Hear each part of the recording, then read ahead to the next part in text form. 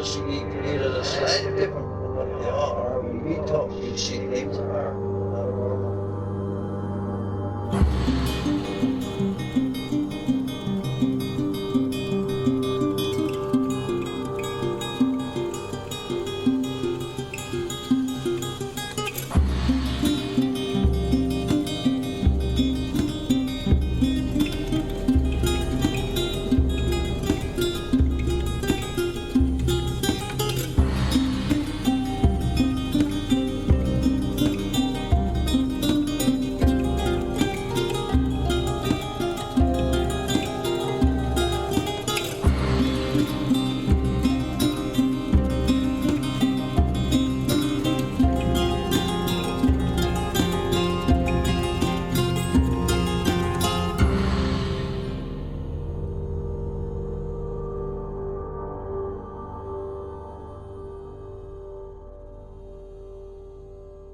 I don't know. How are you doing, Tim?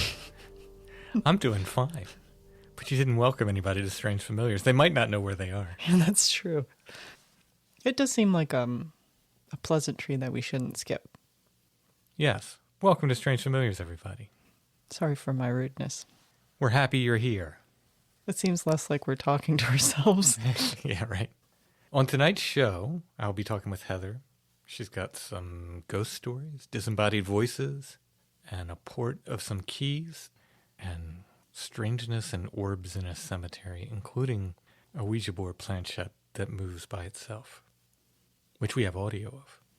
You can hear it moving? Yeah, you actually can. Oh, really? Yeah. Yeah. I think the video's on our TikTok, but we're an audio podcast. Yeah, it's true. As much as people do want video. But I spend enough time editing audio. I'd be happy to do like a video version of it, but I can't take on video editing at this point. Oh, no. Yeah. We're not video people. We have the face for radio. So I've been told. I say that as a collective. Yeah. We're not like... So I've been told. We're not going to be influencers. We're just going to be people with a mic in their house. I'm very influential. Before we talk with Heather, I want to thank our patrons. Thank you so much, patrons. Thank you for everything you do. Thank you for your help. We could not make Strange Familiars without you. If you like what we do and you want to help us continue to make Strange Familiars, you can become a patron at Patreon, patreon.com/strangefamiliars. All of our patrons get commercial-free versions of the weekly episodes, as well as bonus episodes. We do at least one full bonus episode for our patrons every month. Most often we do two. Sometimes we do more. Again, to find out more and to help us, you can go to patreon.com/strangefamiliars. You can also subscribe via Apple Podcasts. There is a subscription there. I think it's called Patron of the Strange. You can sign up and get the patron shows that way as well. I haven't added all of the patron shows yet. There's more than a year, and I'm trying to add more as we go along here, but we've had a busy couple weeks with stuff unrelated to the podcast. So I will get back to adding those patron shows to Apple as we go along here. Alrighty, without further ado, let's go ahead and hear my talk with Heather.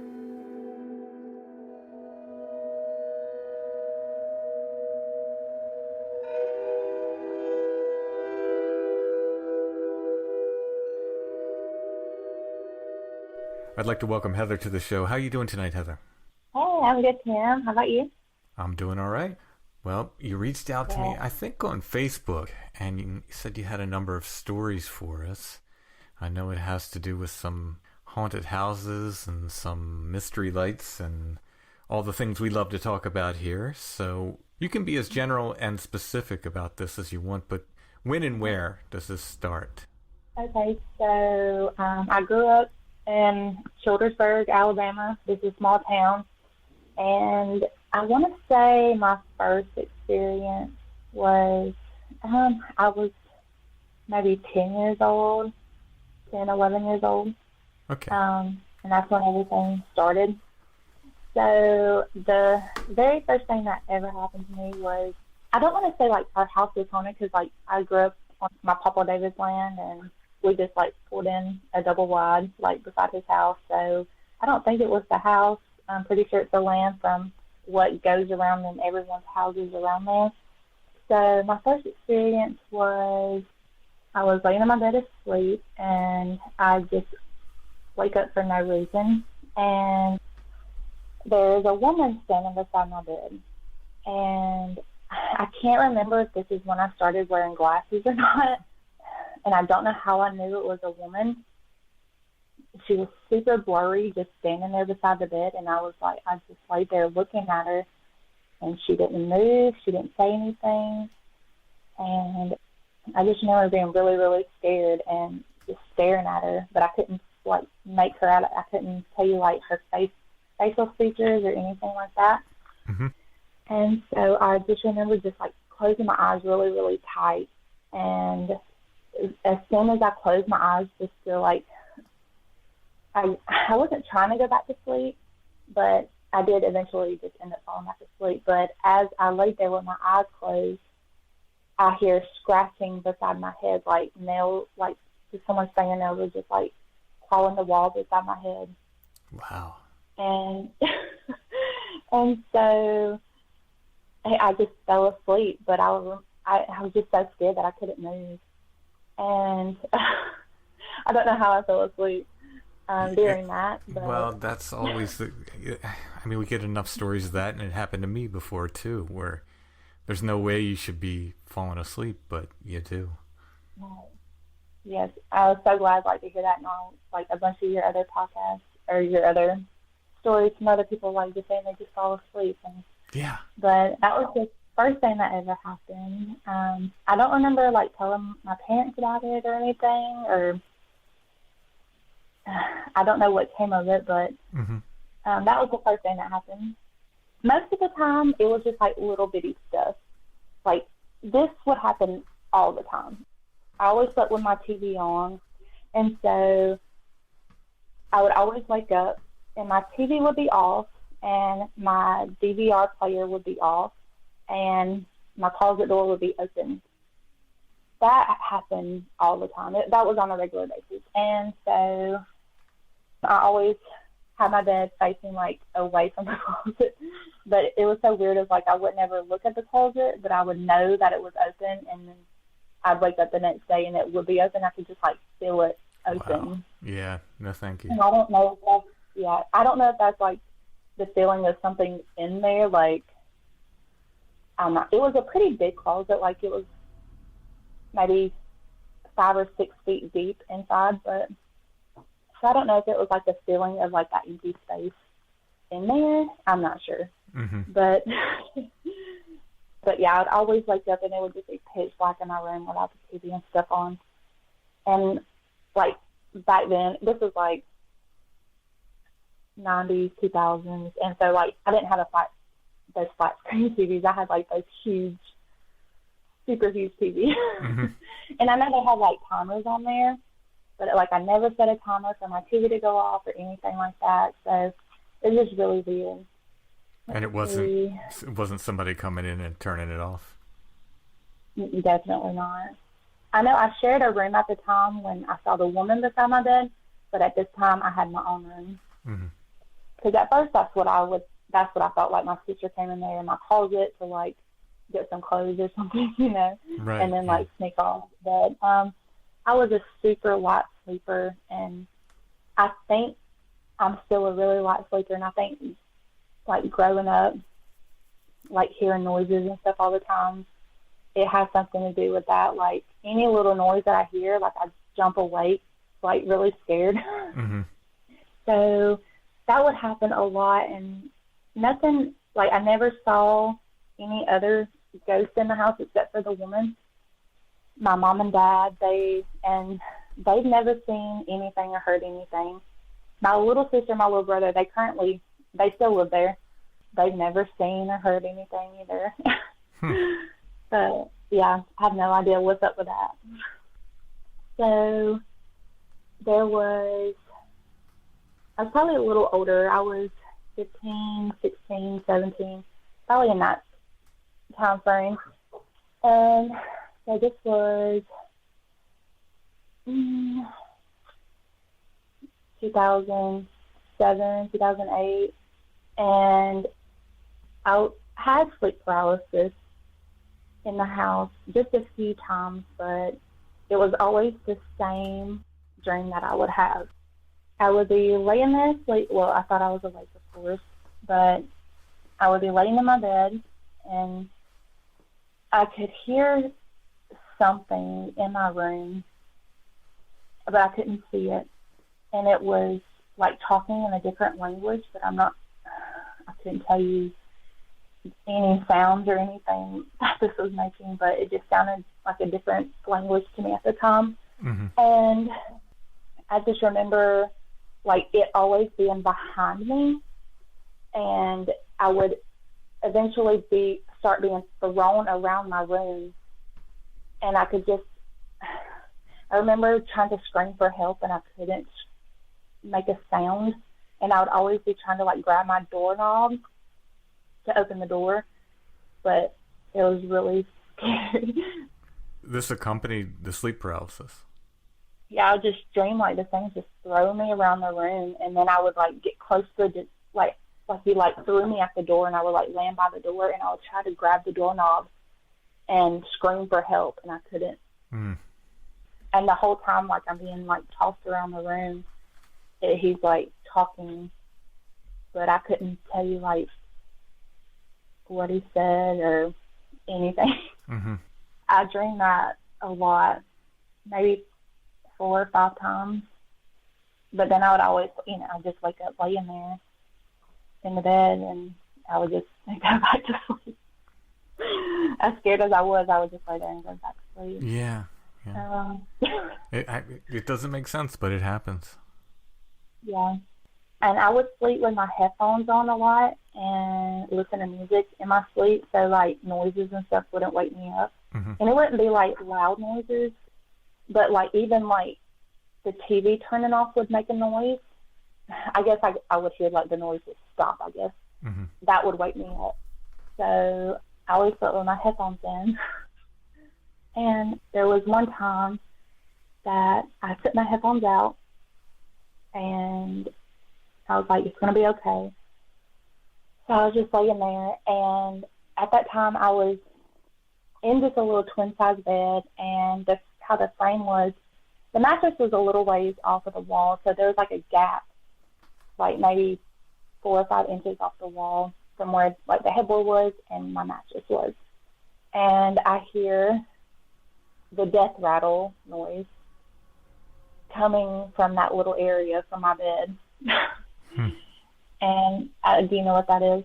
I've heard, like when someone died, I've heard a death rattle. Is that what you mean?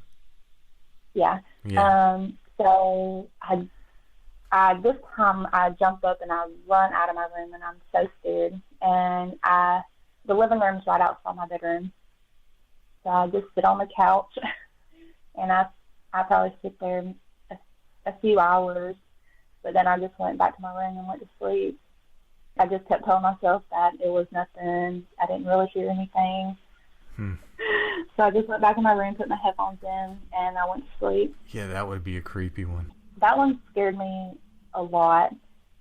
The other times I just like lay there and go back to sleep, but that time I jumped up and had to like collect my thoughts and before I went back to sleep. Were you familiar with the sound of a death rattle? Like, it was. Have you watched The Grudge before? Watched what? I'm sorry. It's called The Grudge. I'm not sure if that's one of the ones I watched before or not. Okay, I know what you're talking about. Yeah. It's like the noise that the girl makes on that. Oh, okay. All right. Yeah, I don't know.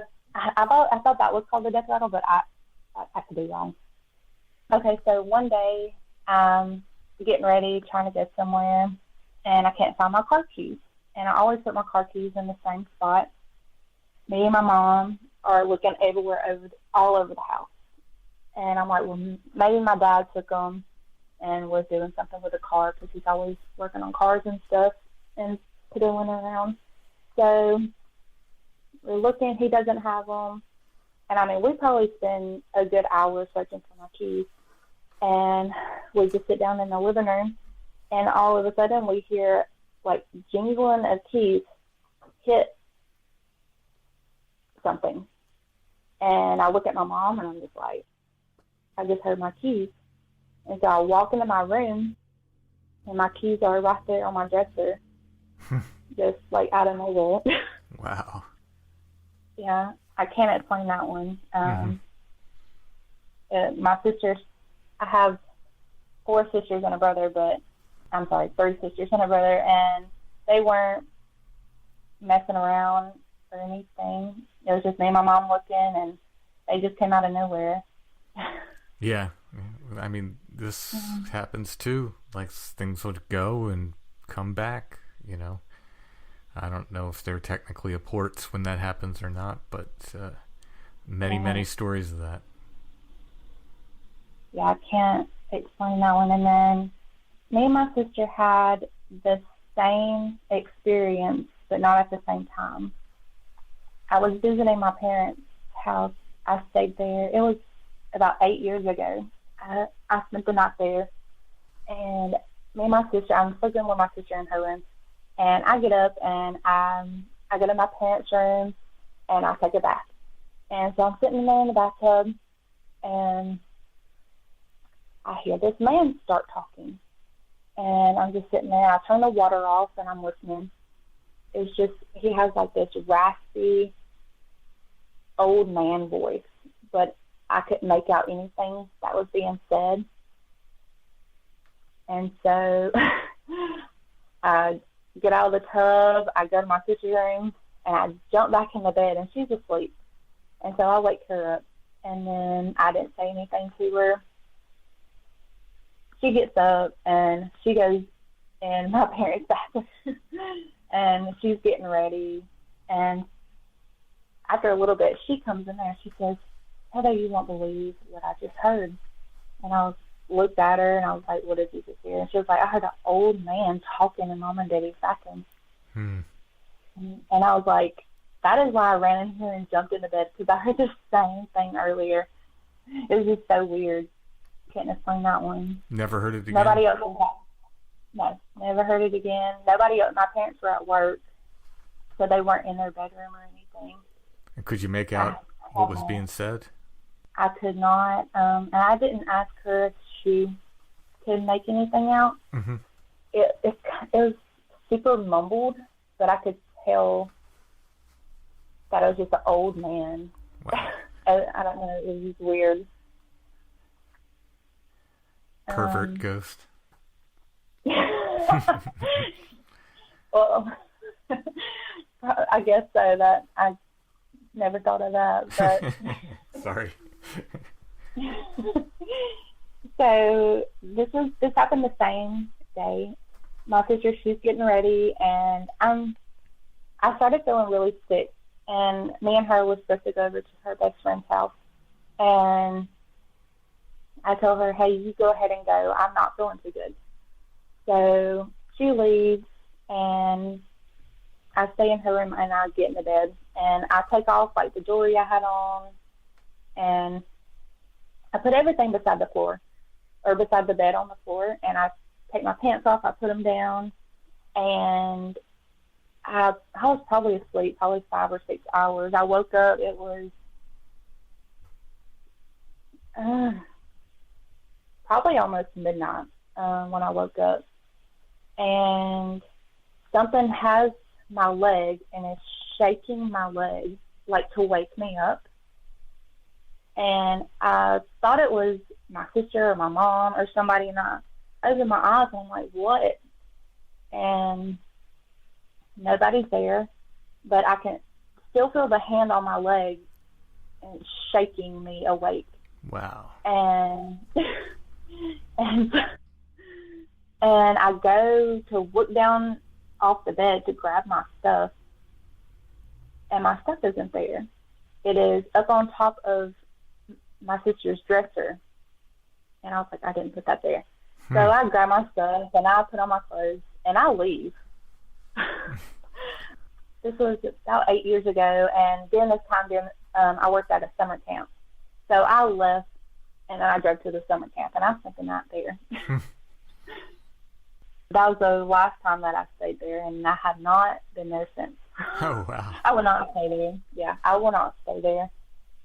Just being there during the day is, I don't know, just is a weird feeling, but nobody else. They're like, it doesn't feel weird to me or anything, and they've never seen or heard anything. One of my sister's friends, my sister that lives there now, her friend said that she had an experience. She told me that she was coming over to spend the night or something, and she couldn't find my sister. My sister was in the shower at the time, but she didn't know. And she was like, Cassie, where are you?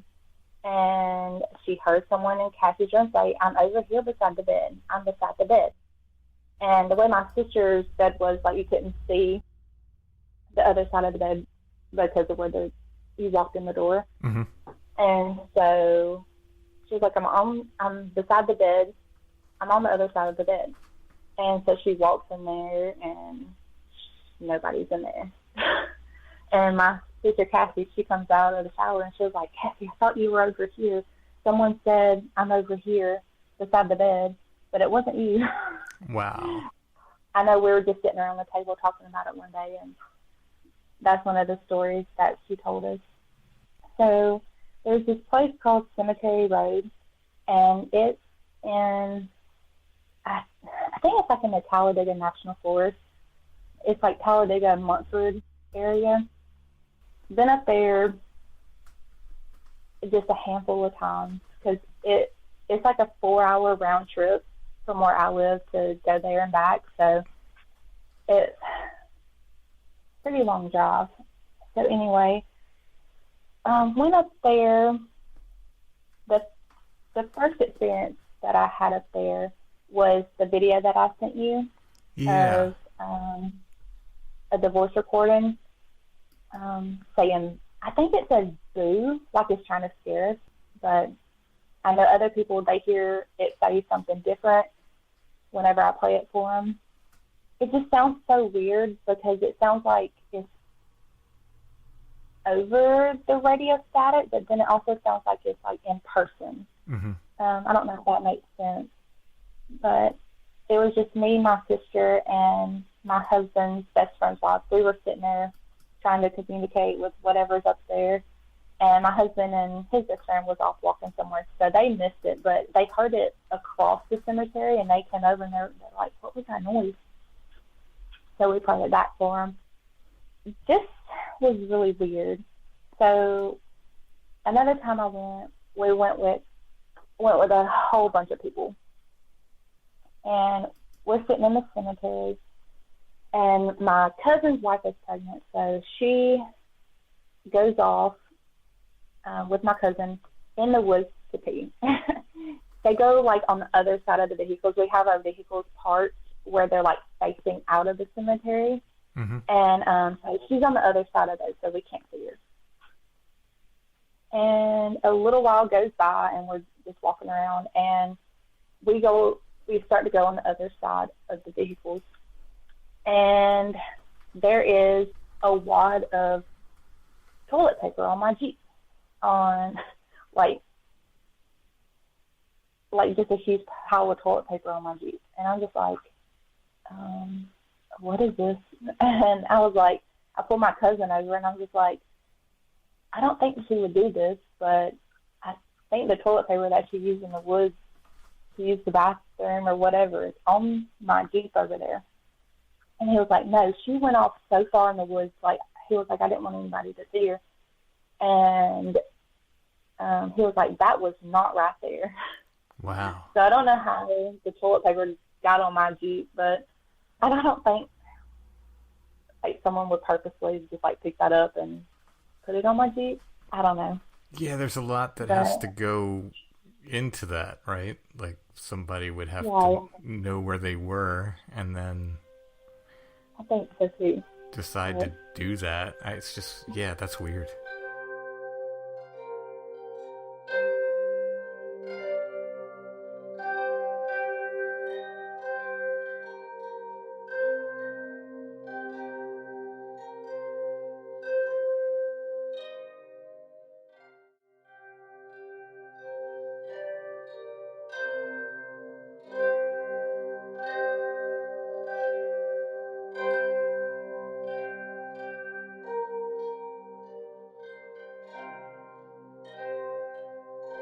And there's always orbs everywhere. Like, if you want to see orbs, like, this is the place to go. Like, you will see bright orange, red orbs. You'll see white orbs just walking around the woods. Is that so you sent me a still from a video of a blue This orb. This is a different cemetery. Okay. This happened about 2 years ago. We were getting ready to leave, and it was me and 3 other people. And we're just sitting in my Jeep, just sitting there watching, listening. And it's crazy how high the orbs will go. Like, this orb was, like, on, like, the top of the trees. Again, we're part where we're facing out of the cemetery. And see this orb come up. And it's kind of weird I don't know how to explain this, but it was kind of like it's like a tether going down, and it's like attached to, like, this person is walking across the cemetery where we're about to pull out to leave. And so the orb's above them, and I'm just sitting there, like, no one's saying anything. And I see this man walk across the opening of the road that we have to leave down, and I flip on my lights real fast, and it vanishes. No orb anymore, no man walking across. Mm-hmm. And I'm like, oh my God, did y'all just see that?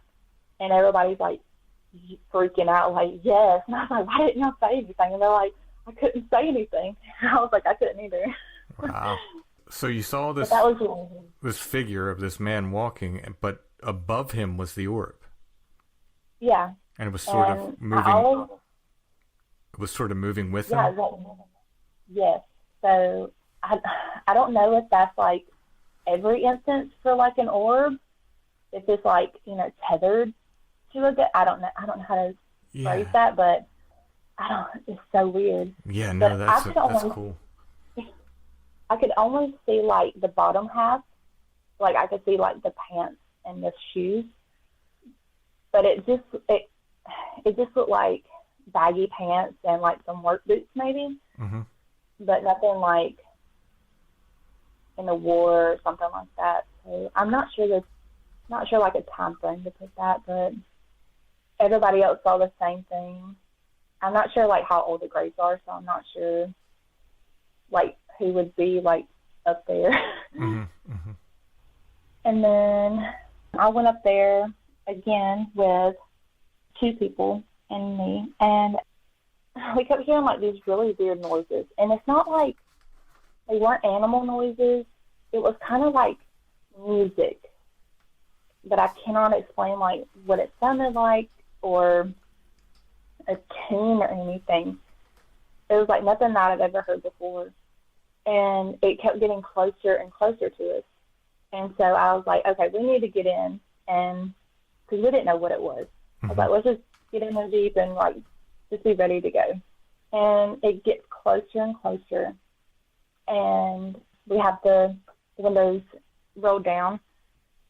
I'm in the driver's seat. My cousin's in the passenger seat, and then her wife's in the back. And so I was sitting there just listening to whatever that noise is. And it keeps getting closer and closer. And all of a sudden, the noise goes off right beside my cousin's head. And me and her wife start freaking out. And we're like, oh my God, roll the window up. And she was like, what? What happened? And we're like, you did not hear that? And she was like, no. And we're like, that noise was right beside your head. But she didn't hear it, but there was like nothing there to make a noise. Mm-hmm. So that was really weird that she didn't hear it, but we did. Can you describe it, like the way it sounded? I cannot. It was like oh gosh, I can't. I have no idea how to explain it. Like a hollow, vibrating noise. I don't know. Okay. I Yeah. have no idea. But it had a musical quality to it. It did. Mm-hmm. So I don't know what that's about. And one other thing that happened up there, was we're all just sitting there, just waiting for something to happen. We're just standing around. And so the road getting to the cemetery is this little tiny dirt road, and there's super big potholes everywhere, and it pulls up to the cemetery. So it's kind of like a hallway into a room. We're sitting there in front of,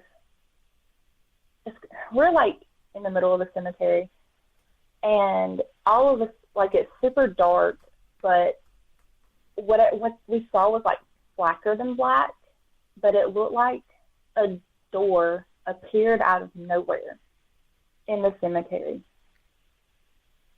And all of us are standing there looking at it, and it looked like this huge, just round door.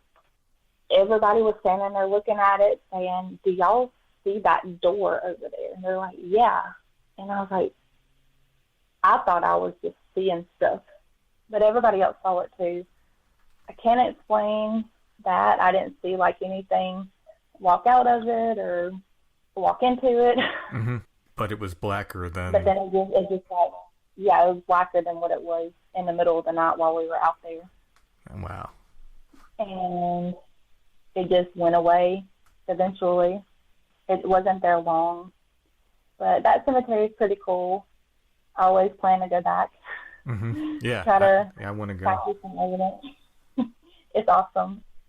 And so I forgot about the story about the cemetery where I got the blue flash of, I don't know what it is.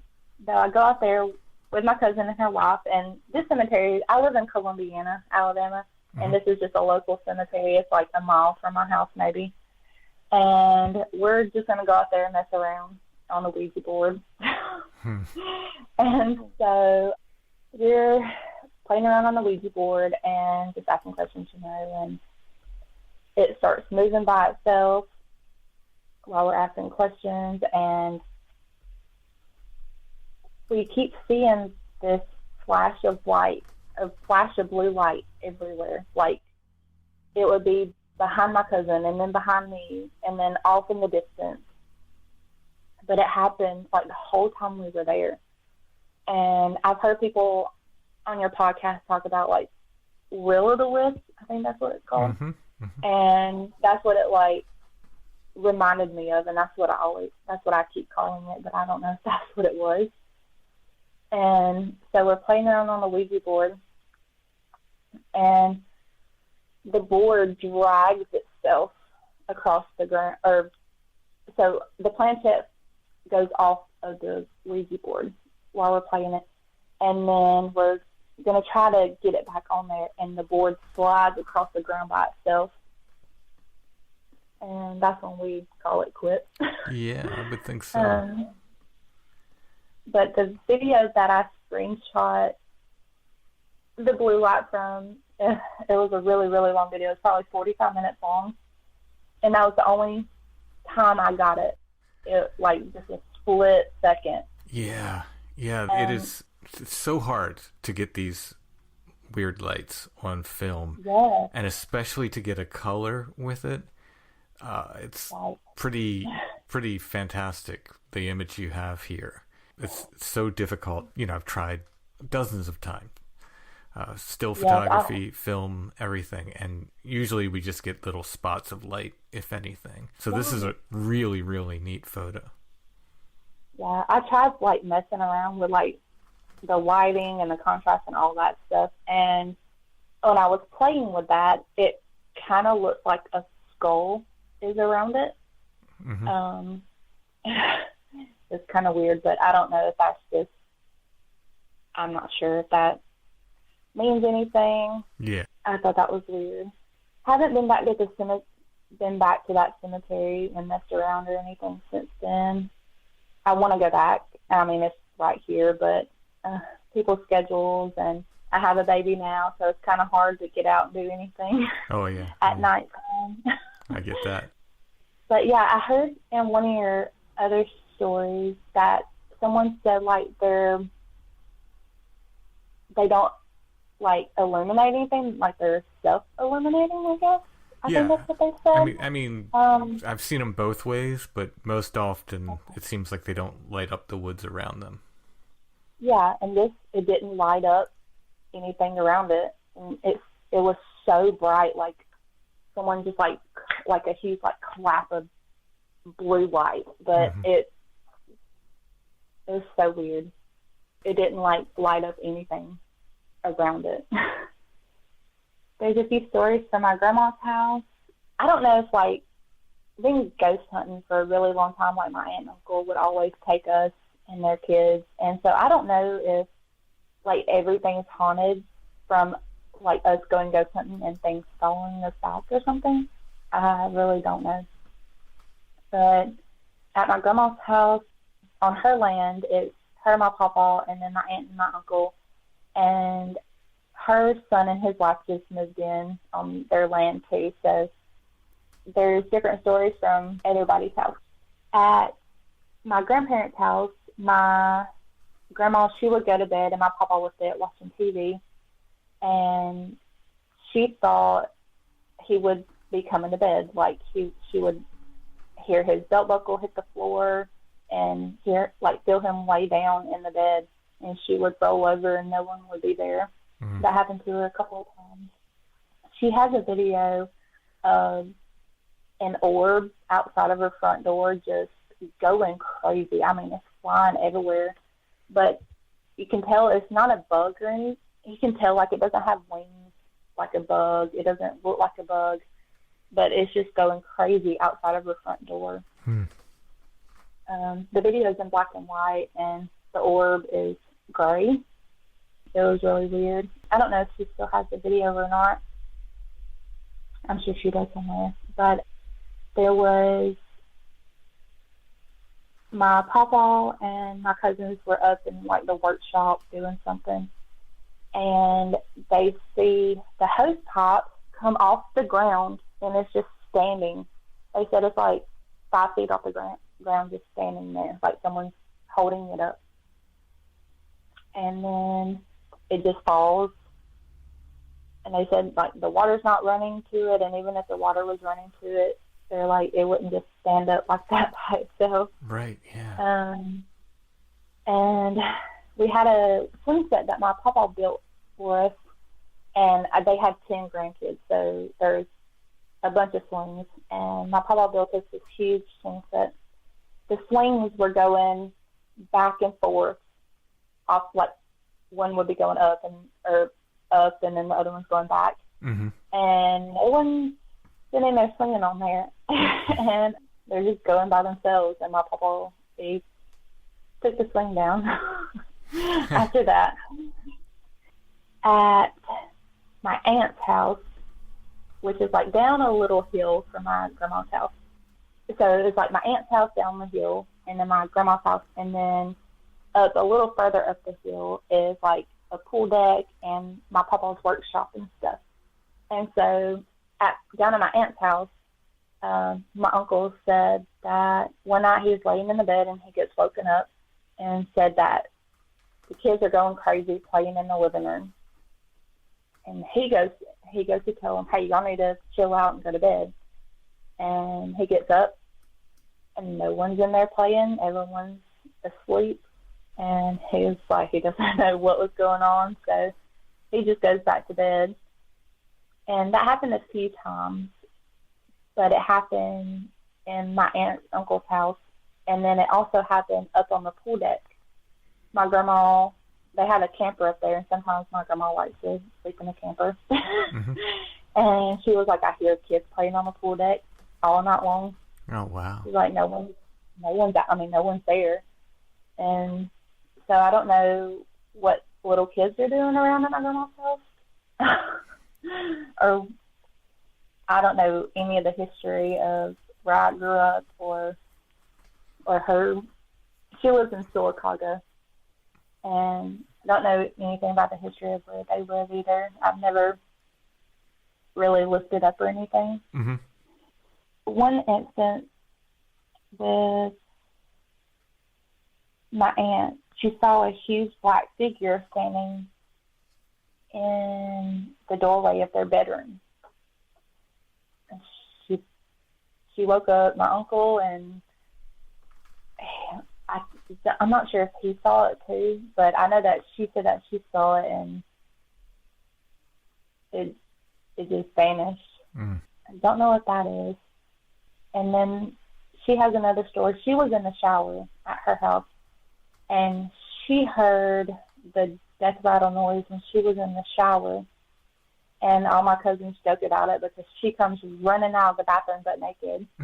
And she's freaking out about it. So I'm not sure, like, who's haunting their land over there either. But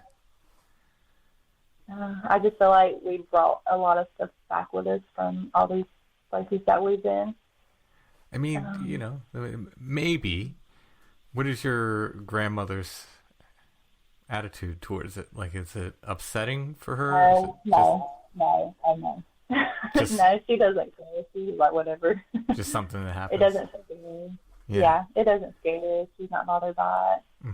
I don't guess anybody else is. Like, my cousins, they just sleep like nothing goes on down there. And my grandma and grandpa, they never say that they're scared or anything.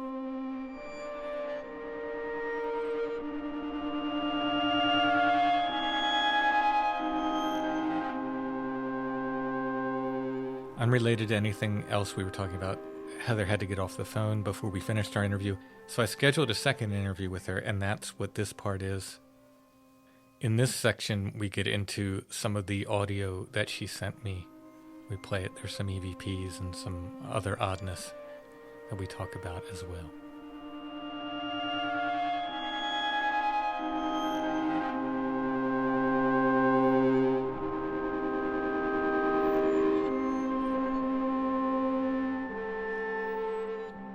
We're resuming an interview that we stopped, oh my goodness, some weeks ago. So if the sound quality is different, it's because I'm recording on a different machine and we're resuming our conversation with Heather.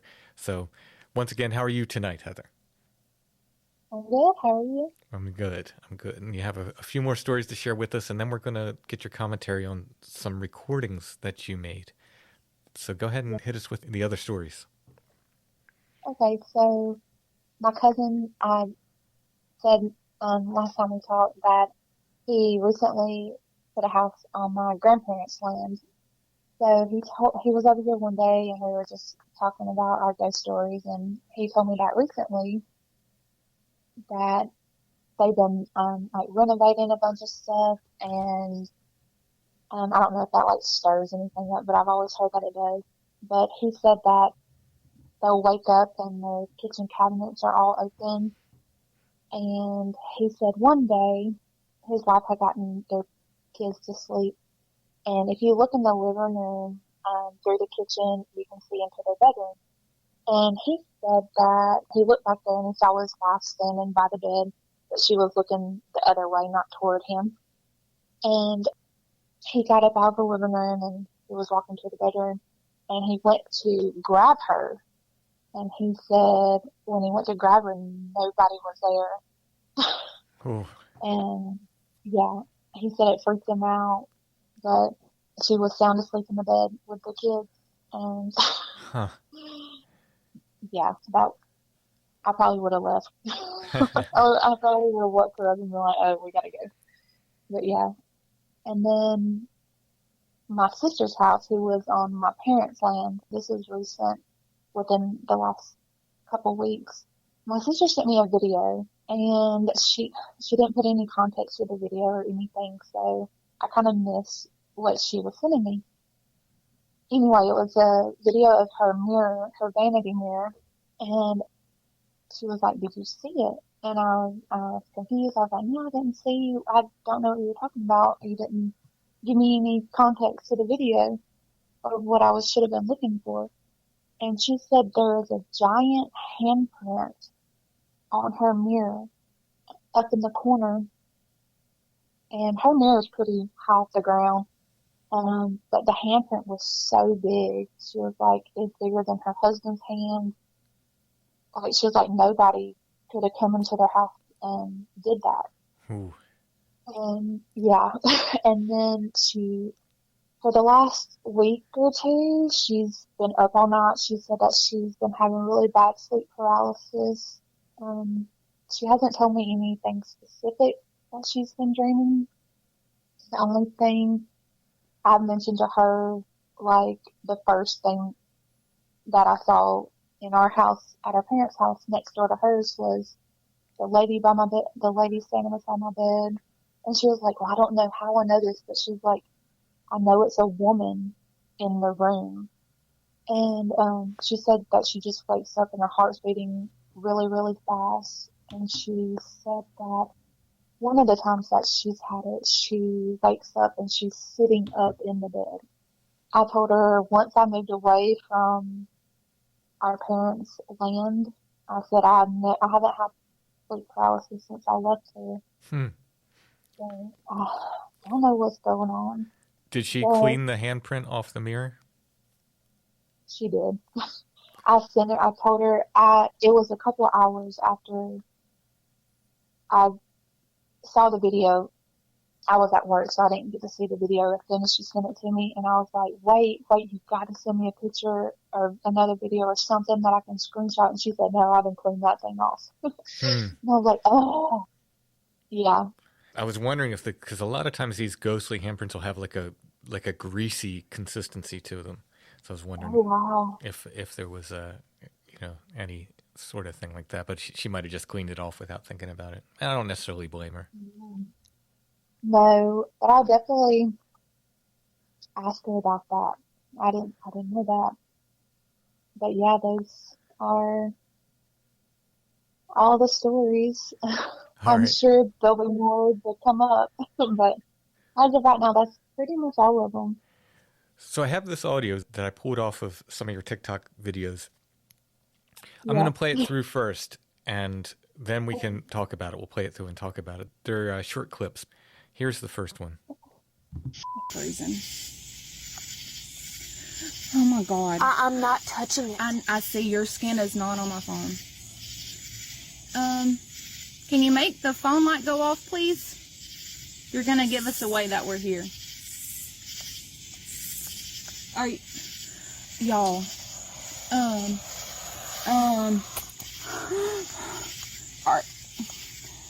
What the? What? Just get it back on the board. Yeah.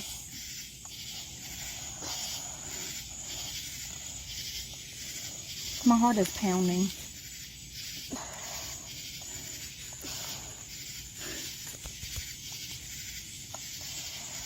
Are you the blue light? No.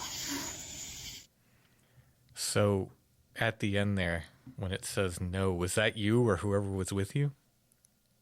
It was who was with me. Okay. Yeah, the planchette had went to no.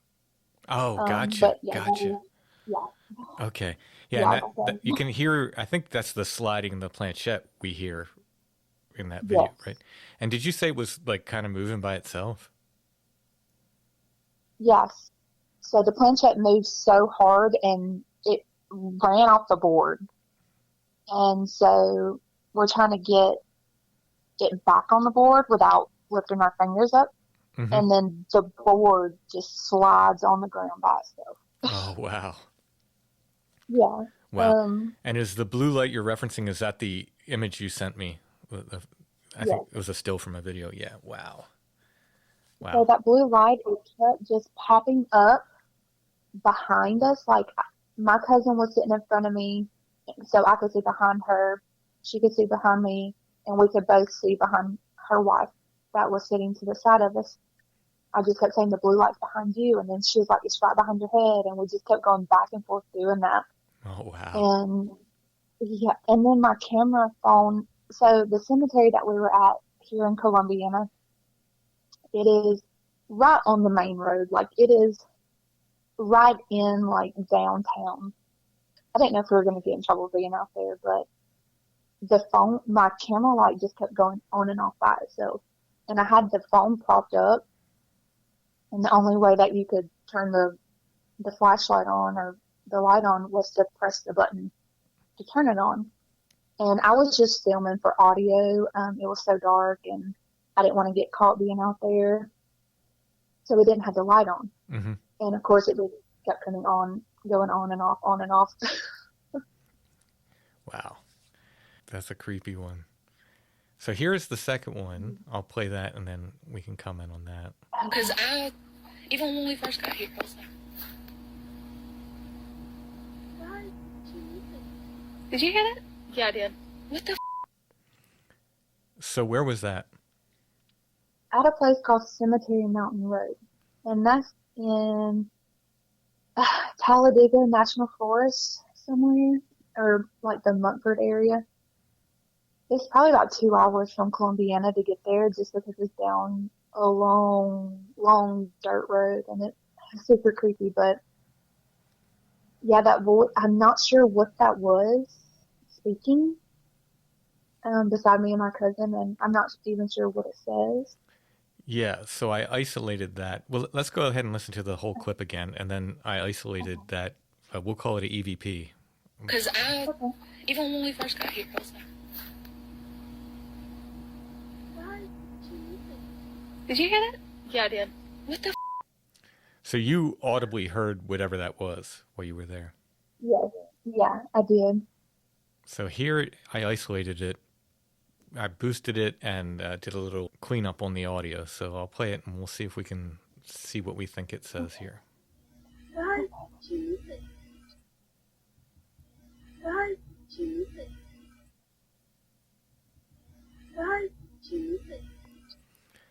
Well, I know what I hear, and Okay, I don't know if this is creepy or not. Let me boost the volume a little bit. I'll play it once more. Actually, I'll play it a couple more times.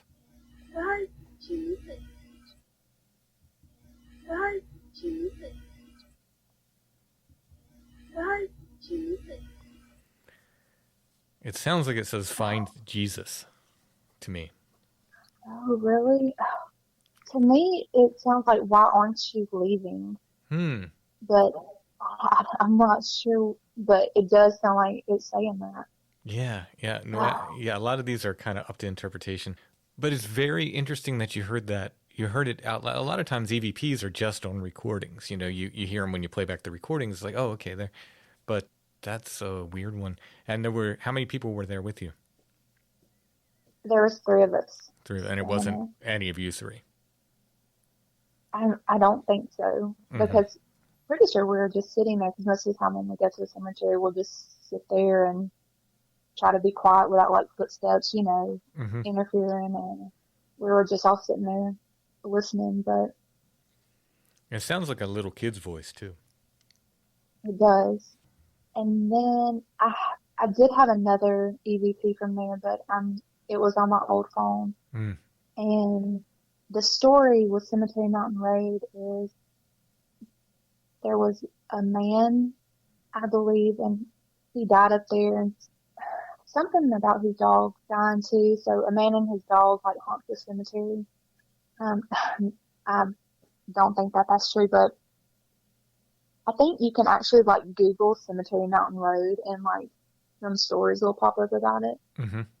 But I did get a man's voice talking, and it didn't say anything that you could tell what it was saying. It was just like a grunt. But I heard that with my own ears too. That place is down this really long logging road, and you have to have like a 4-wheel drive vehicle to get there, or you won't ever make it. And it's just in the middle of the woods. I've tried finding it on Google Earth, and I know exactly how to get there and everything, but I can't even find it on Google Earth.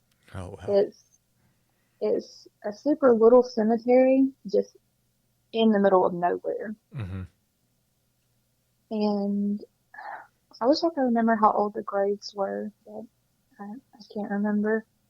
But they do have, as soon as you go into the cemetery, it's kind of like these little houses built over the graves for the kids that are there. I think there's 3 of them. It's really creepy, but it's not very big at all. And supposedly, like, the whole road going up to the cemetery is haunted, and people are buried all the way up to the cemetery. Well, I want to go. I have to put it on my list of places to visit one day. Please, I will take you. All right. All right. Whenever you, Let's do it. I'll have to. I'm going 100%. I need to make a sort of a Strange Familiars tour, so I'll have to arrange that. But Heather, thank you so much for sharing your stories. Thank you for coming on Strange Familiars. If you get any more weird recordings, we love playing them. I love hearing the EVPs and stuff, so please share them with us. Yes, I will. Thank you for the opportunity to share my stories and get them out there, and hopefully other people will enjoy it.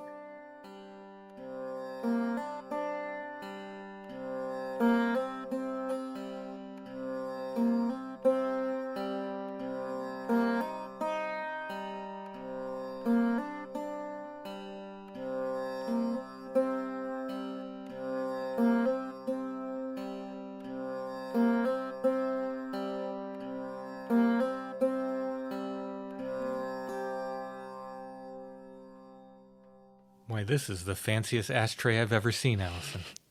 It's not an ashtray. It's not an ashtray. It's too pretty to be an ashtray.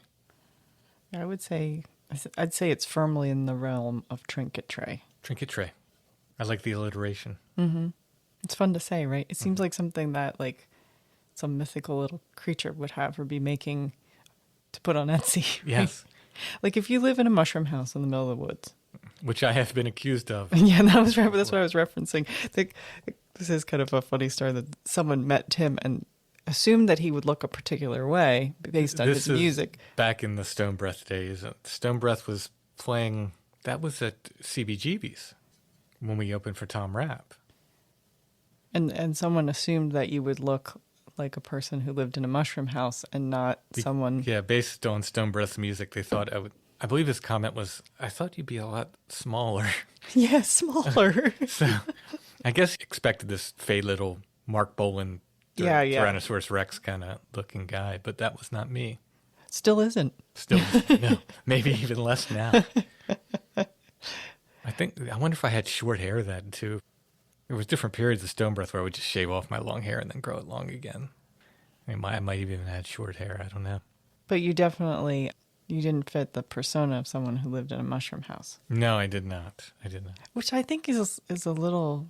Did he say? Because he came up to me. He said, "I'm looking for Tim Renner," and I was like, "That's me." And he was like, "What?" And he was kind of like incredulous, you know. I remember he said, "I thought you'd be more elven or something." Was it elven? Yeah, something like that. And I said, and that's when I said to him, I said, "Oh yeah, and I live in a mushroom house deep in the forest." Well, this idea that only certain people get to live in mushroom houses deep in the forest is a little bit of a. Yeah, I think that's a personal choice.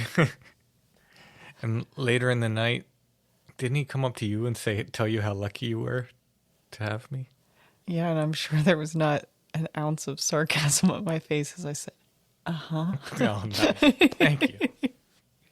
Or it was probably like, oh, I'm lucky, all right. So back to our trinket tray. Which I realize would make, if you wanted to probably ruin it, would make the most amazing mold for Play-Doh ever, too. If you wanted to make little Art Nouveau Play-Doh sculptures, this would be the perfect trinket tray for this. Now, do you know if that dates from the Art Nouveau period, or is it later made to look like Art Nouveau? Well, that's the thing about it. All the ones that look exactly like this that I found online appear to be of the time. Now, they use those molds like that they make a lot of findings out of over and over and over again for a long time. So it's kind of hard to really ascertain when it is. But let's say this. It's not new. On that, we can agree. It's sometime, I'm going to say it's sometime between the 1960s and the 1860s. Okay. It's a good time span. Yeah, somewhere in there. It's somewhere in there. I think it's on the older side of that, though. Is that brass? It is. That's why I would say that it has a nice natural patina to it. So I would say it's probably older. And it's beautiful. And it's a girl with long tendrils of hair that sort of become flowers. It's everything you'd want in Art Nouveau. Yeah, it really is. beautiful girl, long hair, Great flowers. design. Yeah, great design. They were really masters of design, those Art Nouveau folks. All right. I'll take a photo of this. Okay. I'll put that photo in the show notes. That will probably correspond to a listing. If you click on that, it'll take you to our Etsy shop where you can purchase this and other curiosities of the week, those that are left. I don't know. This one's pretty cool. Yeah. I hate when other people do this. Like one of my pet peeves in antique stores is when someone attaches how much something sold for on eBay. Mm-hmm. It's like, I'm like, well, we're not on eBay right now. We're not. But but I'm going to sell this for a lot less than what it is on eBay. on eBay they sold for. Some of them between 80 and 100, but we're not going to do that. Okay. So click on the image. It'll take you to our Etsy shop and the mystery price will be revealed. Yeah, I think it would also be nice because I have some other odd things to sell, which I feel like are related. And I have some medical models of disgraced IUDs. Yes. And that's related to this how? Well, I mean, they're feminine. Oh, okay. And there's some of them have a like sort of a beautiful sort of curvature. The Lippy's loop had a sort of a beautiful curvature to it, you know. Mm-hmm. The Dalcon shield had like a nice little spider look to it, you know, until it. These are medical models, by the way. Yeah, These aren't like. They're very medical. Yeah. No one's going to look at that and go, hubba hubba. No, I just meant that they weren't reclaimed. No, that's true. These are true. These were all fresh. Medical models. But they're just so bizarre, and I also think it's important to keep in our memories it's women's history. And what. Well, if anybody wants them, they can contact us. Yeah, I have quite a few for sale. If you're in, or if you run some sort of feminist organization who would love an unopened IUD that was part of a huge lawsuit later on. I mean, it's kind of a cool I document. think, to me, I think they're historical. Yeah. Doesn't really go with my decor, but maybe with someone's. Yeah, you're more of an Art Nouveau, fancy, mushroom house related Art Nouveau trinket tray kind of a guy. I mean, you really are. Yeah. While you're at our Etsy shop, you could check out our other offerings. What we have there, among other things, are Strange Familiars t-shirts, glow-in-the-dark and classic blue Awoken Tree designs, Strange Familiars stickers, patches. We've got some artwork there. A lot of the show artwork sells pretty quickly, but there might be a couple pieces of artwork that we use for Strange Familiars there. There's other originals. There's stuff from art for my books and so forth there. There's prints of various pieces of art I've done. My books are there. And you're going to be producing some new merchandise soon, right? Yeah. Yep. I've got some things in the works. Some things in the works. They'll be here hopefully this month. So we'll have some new merch. Limited edition. I didn't do a ton of them, but I wanted to try them out and see how they did. It'd be nice if some of them were left for Albatwitch Day, which is actually not that far away. It's not that far away. What else is at Etsy? You have some antique photographs at Etsy. I have a flowered past section in which you can find my handmade rosaries.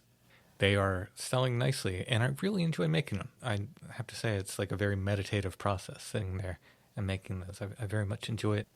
I think one of the parts that I really always liked about making beads, and I was really big. I like to make them on the chains, like make them part of the chain, and it's just you get to a point where it really just kind of muscle memory takes over, and you really can kind of zone out while you're doing it. Like I was always amazed that I knew a woman who could crochet, read a book, and watch TV at the same time. Wow. Well, she did that amazing rabbit painting. Oh, she was also an insanely talented artist. Yeah. Who worked with a brush with one hair on it and would do amazing paintings of animals that are. We have a print of as a print, right? Yeah. It was one of her limited edition prints. So talented. Yeah. So I don't have that kind of ability. I've added single decade rosaries too, smaller ones. They're for people who are obviously less expensive. They're smaller. You can just throw them in your pocket. Single decade? Yeah. Okay. So like for people who are less than 10 years old. Normal rosaries have 5 decades. Oh. This is 1 decade. So you're just kind of recycling. Like you're using that one as for 5. That 5. Or sometimes some people don't have time to do the whole rosary every day. They just do a decade a day. So Is there a historical precedent for like which came first? Like, I'm probably mispronounced this, but I know that those like, are they Tibetan malas that are like a similar shape with the bottom part on it? Like, my guess is that they developed separately. It's just a convenient way to count prayers, right? yeah, yeah. And my guess is they developed separately in each culture, and which would be older, I wouldn't know, but I do not know the actual answer to that. It's Brother Richard. Yeah, I was gonna say. I was like, this seems like a Brother Richard question. I don't know why we're like. We can ask him. I do find it interesting when separate cultures spring up with the same idea at roughly the same period of time, and we have no ability to do that anymore because everything that anybody ever thinks or creates is immediately up for some form of Absorbed into AI and and just absorbed into the greater culture, and you can't see like, oh, these teenagers in Aya were doing the same things like kids in Mongolia were doing at the same time. It's if you're local, you don't even have to go to our Etsy shop. Mm-hmm. You can go to one of our empire of antique stands at American Daydream in York, Pennsylvania. Allison has a coffin. I would really, really love for that to sell sometime soon because it takes up a lot of space. I hear there's now a skeleton added to the coffin. Yes. It's not a real skeleton. It's so if it hasn't sold by the time that this airs, it will have a skeleton in it. Make a great decoration for someone who would want a coffin. I'm not judging. We had one in our house for like 10 years. Yeah.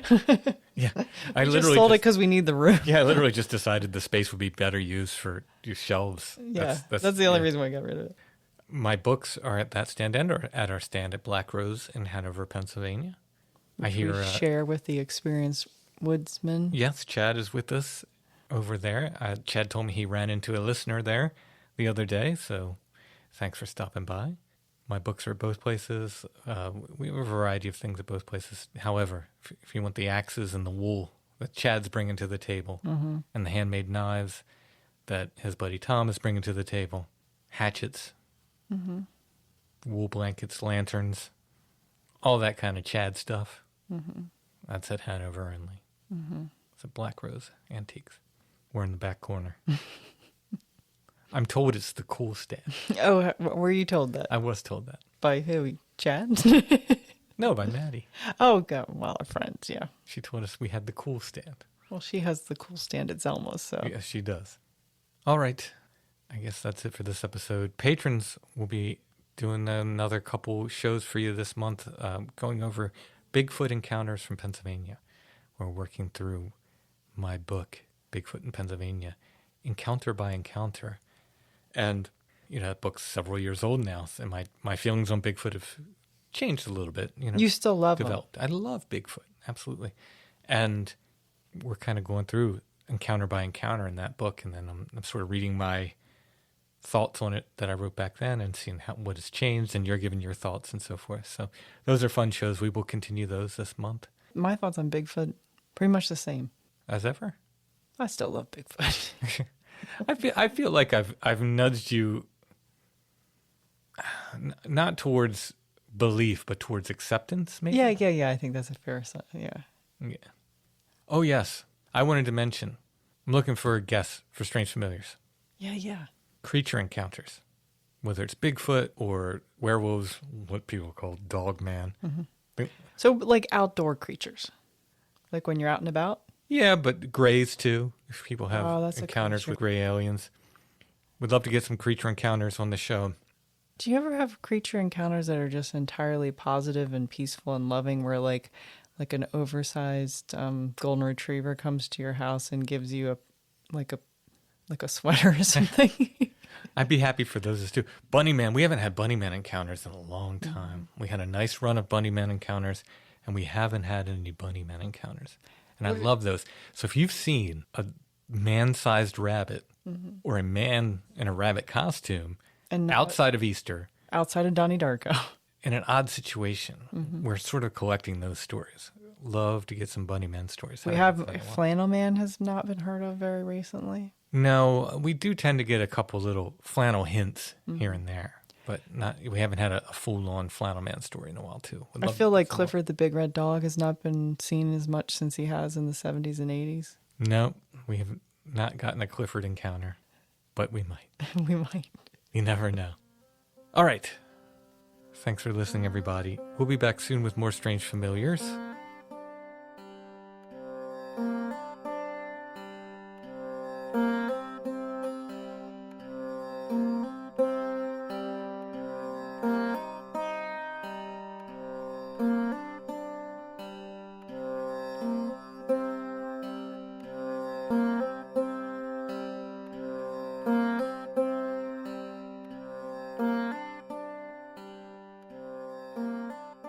Strange Familiars is a production of Dark Color Arts. Intro and background music is by Stone Breath. If you want to hear more or purchase music, you can go to stonebreath.bandcamp.com.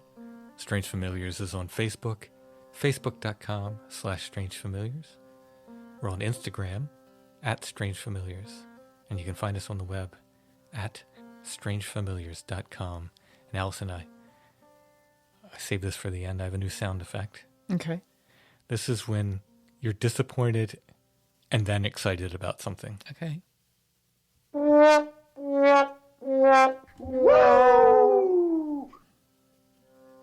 feel like that's practical.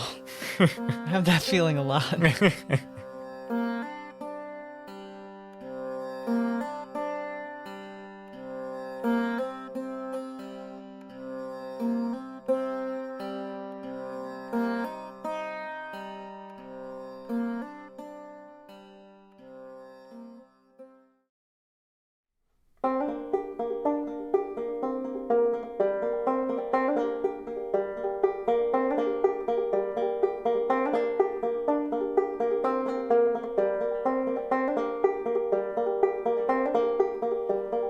When you see millions of the mouthless dead across your dreams in pale battalions go, say not soft things other men have said, that you remember, for you need not so. Give them not praise, for deaf, how should they know?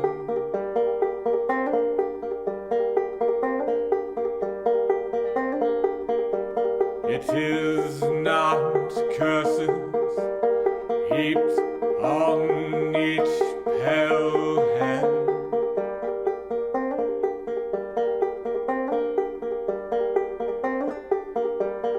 Nor tears, their blind eyes see not your tears flow.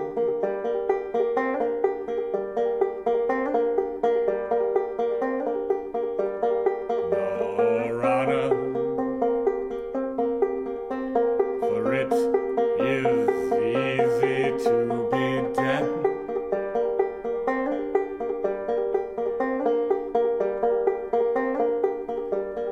Say only this, they are dead, then add thereto, yet many a better one has died before.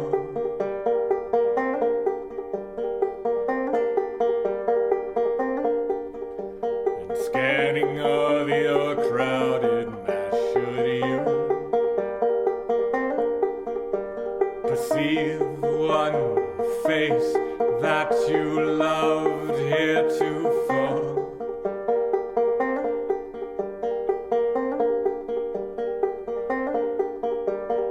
it is a spook. None wears the face you knew.